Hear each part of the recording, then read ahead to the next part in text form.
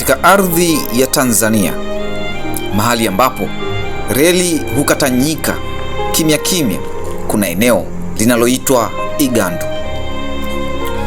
Ni eneo la kawaida, hakuna bahari, hakuna mlima mkubwa na wala hakuna dhoruba.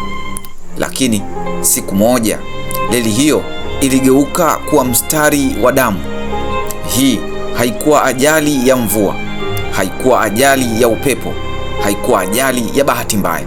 Ilikuwa ajali ya makosa yaliyokaa muda mrefu yakisubiri sekunde moja tu. Fuatana nami kwenye simulizi ya janga baya zaidi la reli kuwahi kutikisa taifa la Tanzania. Karibu The Storyside.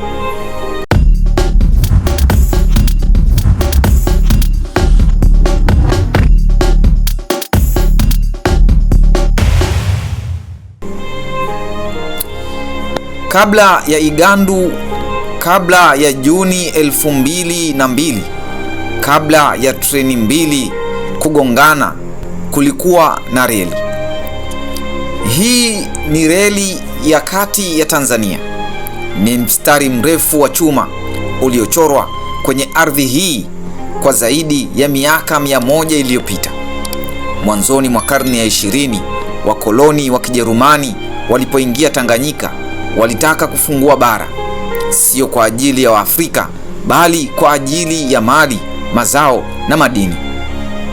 Ndipo wakaanza kujenga reli kutoka Dar es Salaam kupenya ndani ya nchi kupitia Morogoro, Dodoma, Tabora hadi Kigoma na nyingine kuelekea Mwanza. Reli hii haikujengwa kwa mashine za kisasa, bali ilibebwa na mikono ya Waafrika kwa jasho, damu, magonjwa na vifo visivyoandikwa, lakini reli ikasimama. Miaka ikapita, Wajerumani wakaondoka, Waingereza wakaja, kisha uhuru ukaja, lakini reli ilibaki pale pale. Kwa Watanzania wengi, reli ya kati ikawa zaidi ya miundombinu. Ilikuwa njia ya wanafunzi, njia ya wafanyabiashara, njia ya wagonjwa, njia ya mazishi na hata njia ya matumaini. Treni ilikuwa ni safari ya polepole, lakini ilikuwa nafuu, na kwa wengi ndiyo ilikuwa njia ya pekee. Lakini kadri miaka ilivyopita, reli ilianza kuchoka. Mabehewa mengi yalikuwa ya zamani, mengi yalitengenezwa miaka ya 60 na 70 na yaliendelea kutumika hata miaka ya 2000. Mifumo ya usalama ilibaki ya kizamani. Hakukuwa na teknolojia ya kisasa, hakukuwa na signal za kuzuia makosa. Kila kitu kilimtegemea binadamu. Treni za abiria za reli ya kati zilibuniwa kubeba takriban abiria 600 hadi 700 kwa safari moja, kulingana na idadi ya mabehewa. Huo ulikuwa uwezo wake wa kiusalama. Zaidi ya hapo, hatari ilianza. Lakini katika uhalisia, treni zilianza kubeba abiria zaidi ya 1000. Wengine walisimama, wengine walikaa sakafuni na wengine hata juu ya mizigo. Hakukuwa na viti vya kutosha, hakukuwa na nafasi ya kupumua, lakini bado treni iliendelea kusonga kwa sababu kila safari iliyopita ilifika salama. Na pale hatari inaporudiwa mara nyingi bila madhara, huanza kuonekana kama kitu cha kawaida. Reli ya kati ikawa mzigo wa historia. Ilibeba watu wengi kuliko ilivyoundwa kubeba. Ilibeba matumaini mengi kuliko uwezo wake, na ilibeba uzembe wa mfumo mzima. Lakini bado iliendelea kufanya kazi kimya kimya, kila siku na kila usiku, ikisubiri sekunde moja tu ambayo ingeonyesha kuwa chuma nacho kina kikomo. Ilikuwa alfajiri ya tarehe 24 Juni mwaka 2002. Treni ya abiria ilikuwa imesafiri masafa marefu kutoka Dar es Salaam. Treni hii ilikuwa imeondoka Dar es Salaam ikielekea kaskazini magharibi kupitia reli ya kati kuelekea Mwanza. Ndani ya treni hiyo kulikuwa na watu wengi zaidi ya watu waliopaswa kuwepo. Treni hii ilikuwa imeundwa kubeba takriban abiria 600 hadi 700 kwa usalama, lakini siku hiyo kulikuwa na zaidi ya watu 1200. Wengine walikuwa wamekaa kwenye viti, wengine walikaa sakafuni na wengine walilala juu ya mizigo. Watoto walibanwa kati ya miguu ya watu wazima. Akina mama walibeba mizigo pamoja na watoto. Wazee walikaa mahali popote palipopatikana. Hakukuwa na nafasi ya kutosha, hakukuwa na faragha, lakini kulikuwa na uvumilivu wa safari, kwa sababu hii haikuwa safari ya kwanza kuwa hivi.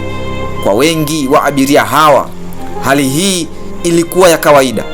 Kila mara treni ilikuwa inajaa, kila mara ilikuwa inachelewa, lakini kila mara ilifika. Na pale kitu hatari kinapojirudia bila madhara, huacha kuonekana kama hatari. Siku hiyo ndani ya mabehewa kulikuwa na sauti za kawaida. Hakuna aliyekuwa anajua kuwa safari hii ingekuwa tofauti. Wakati huo huo, kwenye reli hii ya kati kulikuwa na treni ya mizigo ikiwa imetoka upande wa Kigoma kuelekea Dar es Salaam, ikiwa imebeba mabehewa ya mizigo ambayo ni mizito.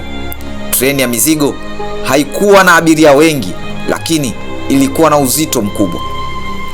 Treni hizi mbili zilikuwa kwenye reli moja, zikitenganishwa na umbali, zikitenganishwa na mawasiliano, na zikitenganishwa na maamuzi ya binadamu.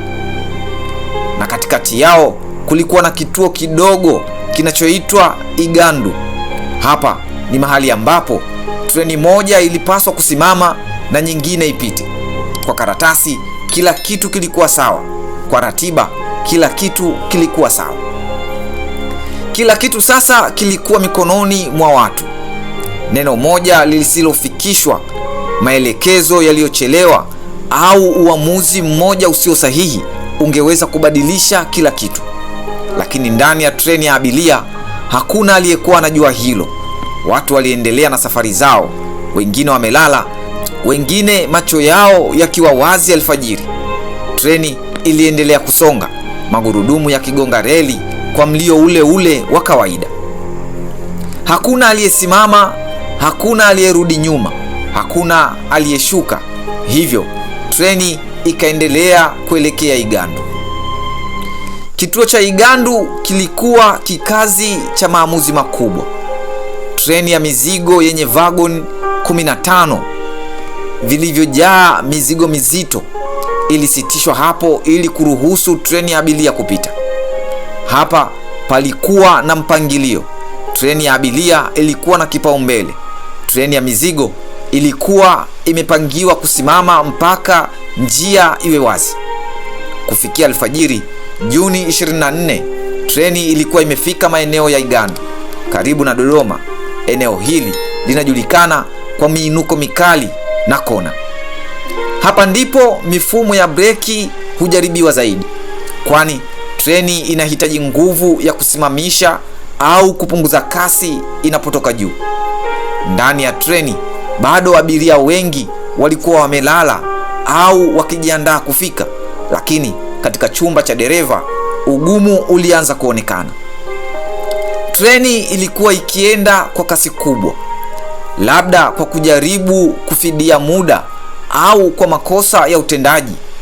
Jambo moja lilikuwa wazi, ya kama ilivyoelezwa baada ya kwenye ripoti, treni ilikuwa imebeba mzigo wa watu na mabehewa kiasi kwamba mfumo wake wa kiufundi ulikuwa umeanza kuonesha dalili za uchovu.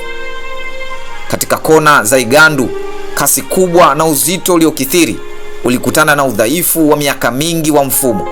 Ndipo wakati ulifika kwa mfumo wa breki kulipa deni la uzembe uliokusanywa muda mrefu. Treni ya abiria ilipokuwa ikishuka mwinuko mkali, dereva alijaribu kutumia breki, lakini ndipo ukweli mchungu ulipodhihirika. Mfumo mkuu wa treni ulishindwa, hivyo breki zilikataa kufanya kazi. Treni ilianza kuongeza kasi isiyodhibitiwa. ikishuka mlima kwa nguvu ya mvuto wa uzito wake wote. Abiria ndani ya mabehewa sasa walihisi harakati zisizo za kawaida. Walianza kugundua kuwa kasi ilikuwa ikiongezeka badala ya kupungua. Kisha treni ilisimama ghafla kutokana na kushindwa kwa breki, lakini kwa sababu ilikuwa kwenye mwinuko, haikukaa tuli, bali ilianza kurudi nyuma kwa kasi kubwa. Kurudi nyuma kwa treni iliyojaa watu zaidi ya 1200 na ambayo haikuwa na breki kulikuwa ni tamko la maangamizi. Katika njia hiyo hiyo kuelekea nyuma ilikuwa inasonga treni ya mizigo ile iliyopishana nayo. Hivyo katika sekunde chache za kutisha, mabehewa ya treni ya abiria yaligonga treni ya mizigo iliyokuwa nyuma yake. Ulikuwa ni mgongano wa tani nyingi za chuma. Mabehewa yalipinduka, yakavunjika na mengine yakaingia ndani ya korongo. Ndani ya muda mfupi sana, treni iligeuka kutoka kuwa chombo cha usafiri na kuwa mtego wa kifo.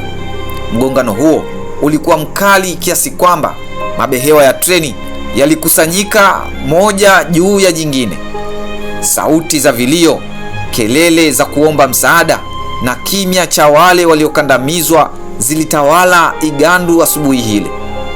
Uokoaji wa kwanza ulifanywa na wanakijiji wa Igandu. Walitumia mikono yao na zana za kawaida kuondoa mabaki ya chuma na kuwatoa manusura na miili. Uokoaji rasmi ulichukua muda kufika kutokana na ugumu wa eneo la ajali. Kutokana na treni kuwa imejaa kupita kiasi, ikiwa imebeba zaidi ya abiria 1200, utambuzi wa mwisho ulikuwa mgumu. Baada ya siku kadhaa za uokoaji na utambuzi, takwimu rasmi zilisema watu 281 walipoteza maisha yao na zaidi ya watu 600 walijeruhiwa vibaya. Ajali hii ikawa ni ajali mbaya zaidi ya treni kuwahi kutokea Tanzania. Wengi waliofariki walikufa kutokana na kukandamizwa na chuma hicho kilichojikunja. Hawakuwa kwenye orodha kamili, hawakuwa na majina yaliyokamilika katika vitabu vya usafiri, lakini nyuma ya namba hizo kulikuwa na familia, watoto, wazazi na ndoto zilizokatika. Hii ilikuwa ni matokeo ya mfumo uliokubali hatari kama kanuni. Habari zilienea nchi nzima. Bendera zikashushwa nusu mlingoti. Viongozi walifika na maswali yakaanza kuulizwa. Ilitokeaje? Na kwa nini treni mbili zilikuwa kwenye njia moja? Nani anawajibika?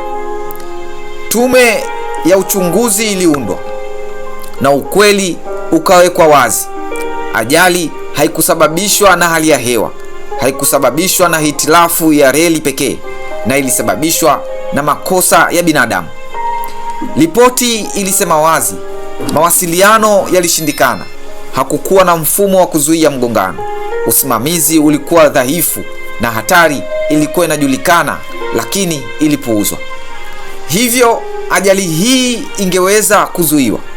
Ahadi zilitolewa, marekebisho yakapangwa, sheria zikapitiwa, lakini kwa waliopoteza ndugu, hakuna kilichorudi kama zamani. Igandu ikabaki kimya, lakini kumbukumbu ikabaki hai. Breki hazikuua watu hawa peke yake, bali uzembe wa kiufundi, kujaza kupita uwezo na mfumo ulioshindwa kufanya matengenezo muhimu ndio uliwaua ndugu na jamaa. Ajali ya treni ya Igandu ya mwaka 2002 haikuwa bahati mbaya, ilikuwa ni matokeo ya kushindwa kulinda usalama wa kiufundi wa treni, matokeo ya kujali biashara kubeba watu zaidi kuliko maisha, matokeo ya mfumo wa usimamizi wa reli ulioshindwa kulinda raia wake. Na mpaka leo kwenye miinuko ya Igandu, kumbukumbu ya siku hiyo inabaki hai. Hivyo kwa waliopoteza wapendwa wao, kila mlio wa treni ni kumbukumbu ya siku ambayo haijawahi kuisha. Ukweli ni kwamba kushindwa kwa breki kunaweza kuleta maangamizi kama hayo tena. Hivyo ajali hii inapaswa kuwa somo letu kuu. Je, unafahamu nini kuhusu ajali ya treni Dodoma? Tuambie maoni yako kwenye comment. The Storyside tunakusimulia kila hadithi za Afrika na dunia kwa namna isiyosahaulika. Ni mahali ambapo tunafanya historia haiishi, bali inaishi kupitia simulizi zetu. Usisahau kusubscribe, kulike na kushare simulizi hii kwa wengine.